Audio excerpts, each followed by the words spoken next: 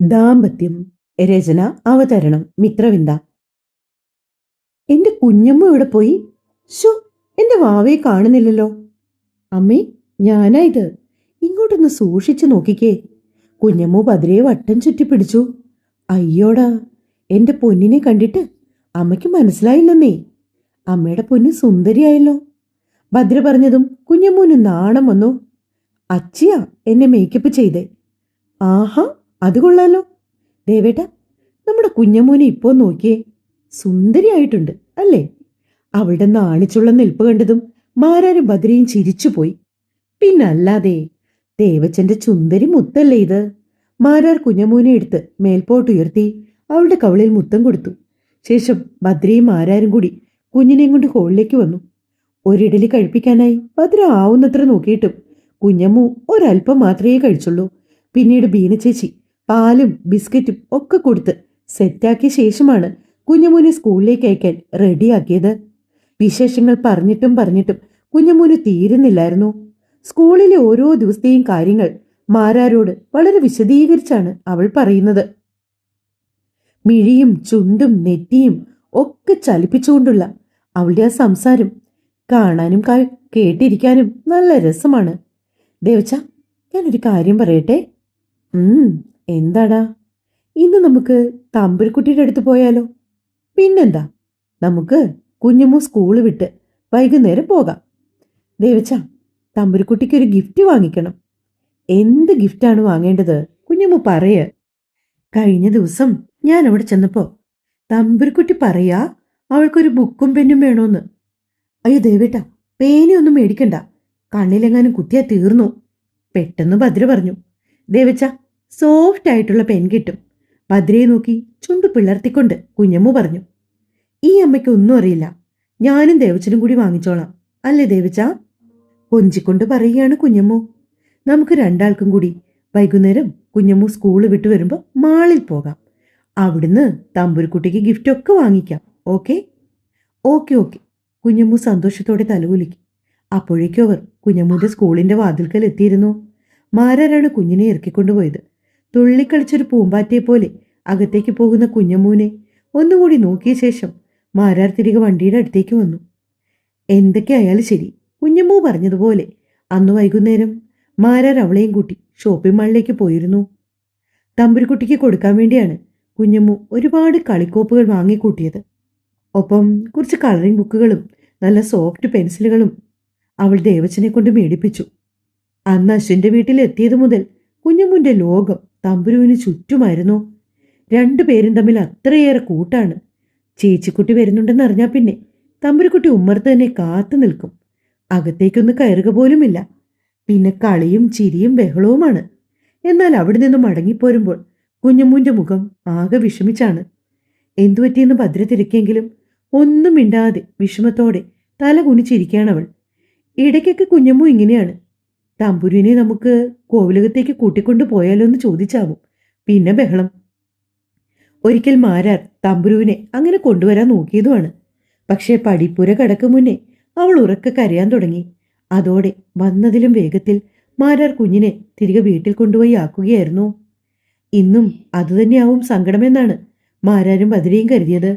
പക്ഷേ കാറിലിരുന്ന് വിങ്ങി പൊട്ടിക്കരയുന്ന മകളെ കണ്ടപ്പോ മാരാർ വണ്ടി റോഡരികിലേക്ക് ഒതുക്കി നിർത്തി. എന്തു പറ്റി കുഞ്ഞു? എന്തിനാ അച്ഛയുടെ പൊന്നു കരയുന്നേ? ഭദ്രയുടെ കയ്യിൽ നിന്നും കുഞ്ഞിനെ തന്റെ മടിയിലേക്ക് വാങ്ങാൻ അവൻ ശ്രമിച്ചെങ്കിലും കുഞ്ഞമ്മോവന്റെ കൈ തട്ടിമാറ്റി. വേണ്ട, ദേവച്ചൻ എന്നോട് മിണ്ടണ്ട. അവൾ മുഖം തിരിച്ചു. എന്താടാ ഇത്? അച്ഛയുടെ പൊന്നിന് എന്തു പറ്റിയെന്നേ? മാരാർ വീണ്ടും അവളെ കൊഞ്ചിച്ചുകൊണ്ട് ചോദിച്ചു. എത്ര നാളായി ഞാൻ ആ വീട്ടിൽ ഒറ്റയ്ക്ക് കഴിയുന്നു. എനിക്കൊരു അനിയനോ അനിയത്തിയോ ആരെങ്കിലും ഉണ്ടോ? എൻ്റെ ഫ്രണ്ട്സിന് എല്ലാവർക്കും അനിയനും അനിയത്തിയും ട്വിൻസും ഒക്കെ ഉണ്ട്. കുഞ്ഞമ്മു കരച്ചിലിനിടയിലൂടെ അത് പറഞ്ഞപ്പോൾ മാരാരും ഭദ്രയും ഒരു നിമിഷം പകച്ചുപോയി. ഭദ്ര മാരാരുടെ മുഖത്തേക്ക് നോക്കി. കുഞ്ഞമ്മൂന്റെ സങ്കടം അണപൊട്ടി ഒഴുകുകയായിരുന്നു. എനിക്ക് മാത്രം കളിക്കാൻ ആരുമില്ല, ഞാൻ ഒറ്റയ്ക്കാണ്. എനിക്കൊരു അനിയനെ വേണോ അച്ഛാ? നമ്മുടെ ഹോസ്പിറ്റലിൽ പോയി ഒരു കുഞ്ഞുവാവയെ വാങ്ങിക്കൊണ്ടുവരാമോ? അവിടെ എത്ര കുഞ്ഞുവാവന്മാരുണ്ട്. അവളുടെ നിഷ്കളങ്കമായ ചോദ്യം കേട്ടതും മാരാർക്കും ഭദ്രയ്ക്കും ചിരിപൊട്ടി. ഇടയ്ക്കൊക്കെ ഹോസ്പിറ്റലിൽ പോകുമ്പോൾ പീഡിയാട്രിക് വാർഡിന് മുന്നിലൂടി ഒരുപാട് കുഞ്ഞുങ്ങൾ നടന്നു പോകുന്നത് അവൾ കണ്ടിട്ടുണ്ട്. അത് കണ്ടിട്ടുള്ള കുറുമ്പും സങ്കടവുമായിരുന്നു ഇത്. വാങ്ങിക്കൊണ്ട് വരാടാ, ഉറപ്പായിട്ടും എന്റെ കുഞ്ഞമ്മൂന് ഒരനിയൻകുട്ടനെ അച്ഛൻ വാങ്ങിത്തരാം കേട്ടോ. മാരാർ പറഞ്ഞത് കേട്ട് കുഞ്ഞമ്മു കണ്ണുകൾ വിടർത്തി അവനെ നോക്കി. സത്യാണോ? സത്യം. എന്റെ കുഞ്ഞമ്മൂനോട് ദേവച്ചൻ എപ്പോഴെങ്കിലും കള്ളം പറയുവോ? എങ്കിൽ പിന്നെ നമുക്ക് ഇപ്പൊ തന്നെ ഹോസ്പിറ്റലിലേക്ക് പോകാം ദേവച്ച. ഇപ്പൊ തന്നെ വാങ്ങിയിട്ട് വരാം. ഇപ്പൊ ചെന്നാല് പെട്ടെന്ന് കിട്ടില്ലല്ലോ മുത്തേ. ദേവച്ചൻ ആദ്യം പോയി പേര് രജിസ്റ്റർ ചെയ്യാം.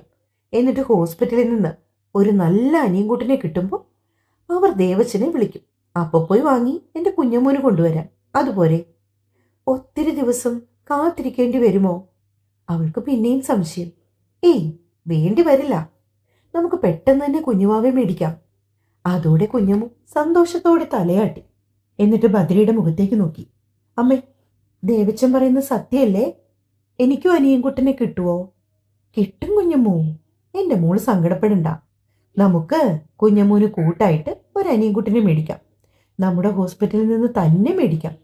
ബദ്രിയും ഒപ്പം ചേർന്നതോടെ കുഞ്ഞമ്മു പൂർണ്ണമായും ഉഷാറായി. അവൾ വീണ്ടും പഴയതുപോലെ കൈയും കാലും വിളക്കി എന്തൊക്കെയോ സംസാരിക്കാൻ തുടങ്ങി. കോവിലകത്തെത്തിയപാടെ കുഞ്ഞമ്മു വണ്ടിയിൽ നിന്നിറങ്ങി ബീന ചേച്ചിയുടെ അടുത്തേക്ക് ഓടി. ബീനാമ്മേ! ചിരിച്ചുകൊണ്ട് ഓടി വരുന്ന കുട്ടിയെ കണ്ട് ബീന അവളുടെ അരികിലേക്ക് വന്നു. എന്താടാ പൊന്നെ, ഇന്നെന്റെ കുഞ്ഞാകെ സന്തോഷത്തിലാണല്ലോ. ഇന്നൊരു സംഭവം ഉണ്ടായി. എന്ത് സംഭവം? അതോ, ദേവച്ചൻ എനിക്ക് ഹോസ്പിറ്റലിൽ നിന്ന് ഒരനിയൻ കുഞ്ഞുമാവെ വാങ്ങിത്തരാന്ന് പറഞ്ഞിട്ടുണ്ട്. ആഹാ, അത് ശരി. ഭദ്രയ്ക്ക് വീണ്ടും വിശേഷമായി എന്ന് കരുതി ബീന ആകാംക്ഷയോടെ ഭദ്രയെ നോക്കി. എന്നാൽ ഭദ്ര പെട്ടെന്ന് കണ്ണ് ചിമ്മി കാണിച്ചുകൊണ്ട് അങ്ങനെയൊന്നുമില്ലെന്ന് ആംഗ്യം കാണിച്ചു. കാറിൽ വെച്ചുണ്ടായ സംഭവങ്ങളെല്ലാം കുഞ്ഞമ്മു ആവേശത്തോടെ ബീനയോട് വിവരിക്കുന്നുണ്ടായിരുന്നു. അത് കേട്ടപ്പോൾ ബീനയുടെ മനസ്സിൽ ഒരു സങ്കടം തോന്നി. കുഞ്ഞമ്മൂന് പാലെടുത്തിട്ട് വരാം എന്ന് പറഞ്ഞവർ അടുക്കളയിലേക്ക് നടന്നു. പിന്നാലെ ഭദ്രയോ അങ്ങോട്ട് ചെന്നു. എന്റെ മോളെ, കുഞ്ഞിന് വയസ്സ് 3 കഴിഞ്ഞില്ലേ? ഇനിയിപ്പോൾ അടുത്തൊരു കുഞ്ഞിനെക്കുറിച്ചൊക്കെ ആലോചിക്കാൻ കേട്ടോ. ബീന വളരെ കാര്യമായിട്ട് തന്നെ ഭദ്രയോട് പറഞ്ഞു. എല്ലാം കേട്ടു നിന്നതല്ലാതെ ഭദ്ര അതിനൊരു മറുപടിയും പറഞ്ഞില്ല. അന്ന് രാത്രി കിടക്കാൻ നേരം ഭദ്രയും ആരാരും തമ്മിൽ ആ വിഷയത്തിൽ ചെറുതായിട്ടൊന്ന് ഉടക്കി. നിന്നോട് ഞാൻ എത്ര തവണ പറഞ്ഞിട്ടുണ്ട് നമുക്ക് ഹോസ്പിറ്റലിൽ പോയി ഒന്ന് കാണിക്കാന്ന്. ഇനി ഇതൊന്നും ഇങ്ങനെ വെച്ചോണ്ടിരിക്കാനാവില്ല ഭദ്ര. കുഞ്ഞമ്മ ഇത്ര സങ്കടത്തോടെ എന്ന് സംസാരിച്ചത്. നാളെ ഹോസ്പിറ്റലിൽ ചെല്ലുമ്പോൾ സരസ്വതി അമ്മയെ തന്നെ ഒന്ന് കാണാം. അമ്മ നോക്കിയിട്ട് പറയട്ടെ എന്താന്ന്. മാരാർ ദേഷ്യത്തോടെ ഭദ്രയെ നോക്കി പറഞ്ഞു. ദേവേട്ട, ഈ മാസം കൂടി ഒന്ന് കഴിയട്ടെ. എന്നിട്ടും ഒരു വിശേഷമായില്ലെങ്കിൽ നമുക്ക് ഉറപ്പായും അമ്മയെ കാണാം. അതുപോരെ? ഭദ്ര കെഞ്ചി. പോരാ, നാളെ എന്നൊരു ദിവസം ഉണ്ടെങ്കിൽ ഹോസ്പിറ്റലിൽ നമ്മൾ പോയിരിക്കും. അതിനൊരു മാറ്റവുമില്ല. ഈ ദേവേട്ടൻ എന്തിനാ ഇങ്ങനെ വാശി പിടിക്കുന്നത്? കഷ്ടമുണ്ട് കേട്ടോ. ഒരു കഷ്ടവുമില്ല.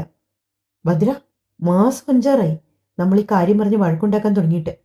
എന്തായാലും എല്ലാ ദിവസവും ഹോസ്പിറ്റലിൽ പോകുന്നവളല്ലേ നീ? ജസ്റ്റ് ഒന്ന് അമ്മയെ കണ്ട് കാര്യം പറഞ്ഞാൽ പോരെ? പിന്നെന്തിനാ നിനക്ക് ഇത്ര മടി? ദേവേട്ട പ്ലീസ്, ഈ ഒരു മാസം കൂടി, എന്നിട്ട് നമുക്ക് പോകാം. കേട്ടല്ലോ? ഒടുവിൽ ഭദ്രയുടെ നിർബന്ധത്തിന് മുന്നിൽ മാരാർ വഴങ്ങി. ശരി, ഞാൻ ഈ ഒരു മാസം കൂടി നോക്കാം. എന്നിട്ടും റിസൾട്ട് ആയില്ലെങ്കിൽ പിന്നെ ട്രീറ്റ്മെന്റ് എടുക്കുകയല്ലാതെ വേറെ വഴിയില്ല. സമ്മതിച്ചു ദേവേട്ട, ഇനി ഇക്കാര്യത്തിൽ മാറ്റമില്ല. സത്യം. അവൾ മാരാരുടെ കൈകളിൽ പിടിച്ചു കുലുക്കി. പെട്ടെന്ന് കുഞ്ഞമ്മു ഹോളിലിരുന്ന് വിളിക്കുന്നത് കേട്ടപ്പോൾ മാരാർ ഭദ്രയുടെ അരികിൽ നിന്നും എഴുന്നേറ്റ് പുറത്തേക്ക് പോയി.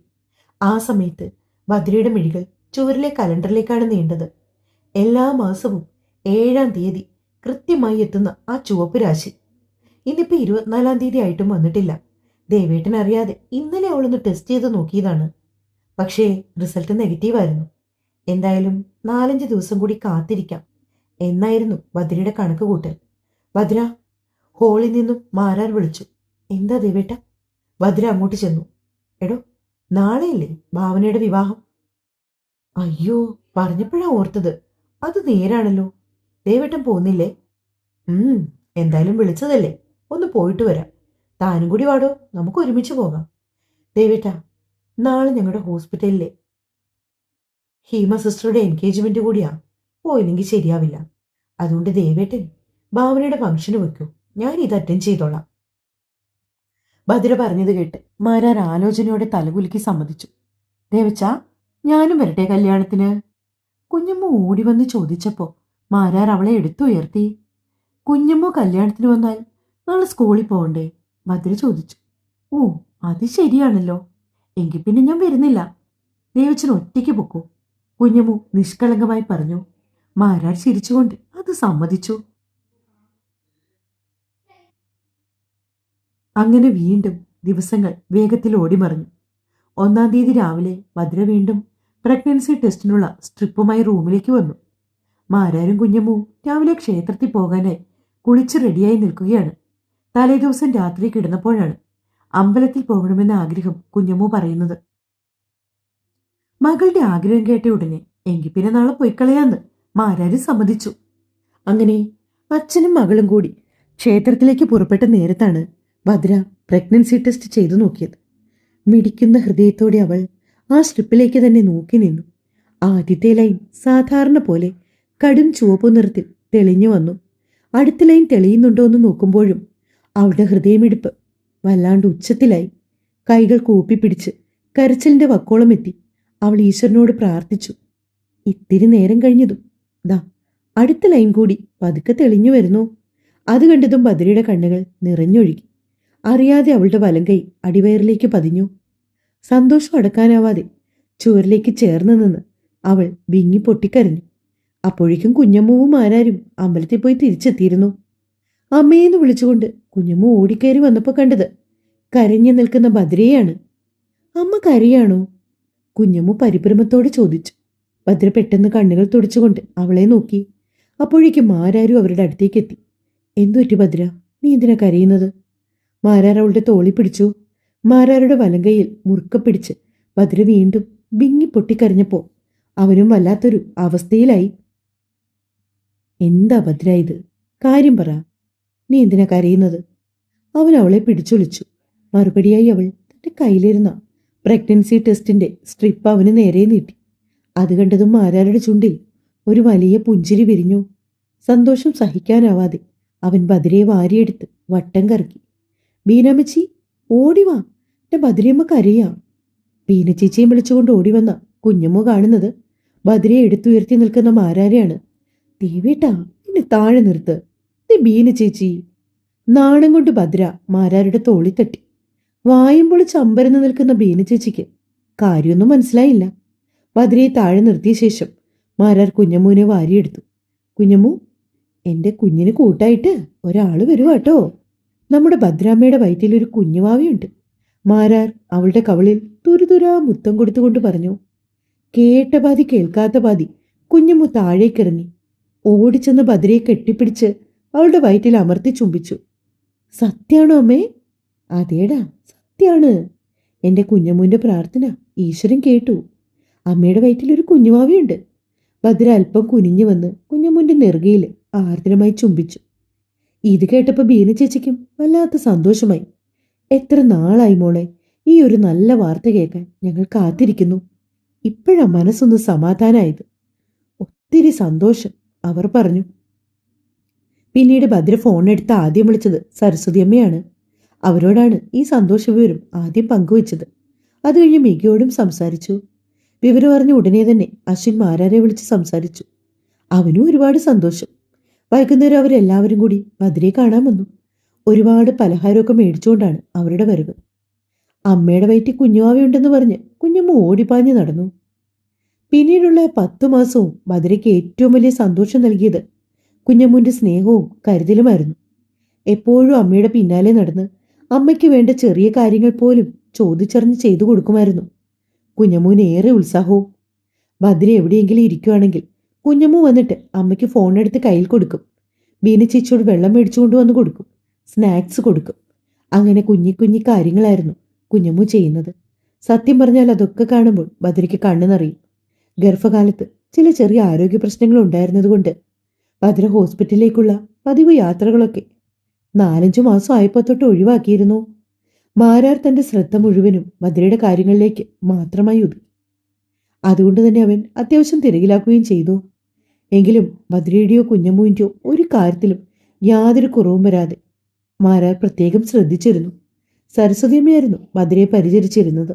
അവസാനത്തെ സ്കാനിംഗ് റിപ്പോർട്ട് കണ്ട ശേഷം പ്രസവം നിശ്ചയിച്ച തീയതിക്കും കുറച്ചുകൂടി നേരത്തെയാകാൻ സാധ്യതയുണ്ടെന്ന് സരസ്വതിയമ്മ പറഞ്ഞു. അതുകൊണ്ട് തന്നെ എപ്പോഴും നല്ല ശ്രദ്ധ വേണമെന്ന് അവർ ഭദ്രയെ ഓർമ്മിപ്പിക്കുകയും ചെയ്തു. പക്ഷെ എന്ത് അടിയന്തര സാഹചര്യം വന്നാലും ഹോസ്പിറ്റലിലേക്ക് പെട്ടെന്ന് എത്തിച്ചേരാൻ പറ്റുമെന്നതുകൊണ്ട് ഭദ്രയ്ക്ക് അത്ര ടെൻഷനൊന്നും ഉണ്ടായിരുന്നില്ല. അങ്ങനെ ഡോക്ടർമാർ പറഞ്ഞിരുന്ന തീയതിക്കും 17 ദിവസം മുൻപേ കുഞ്ഞമ്മൂന് ഒരനിയൻകുട്ടൻ ജനിച്ചു.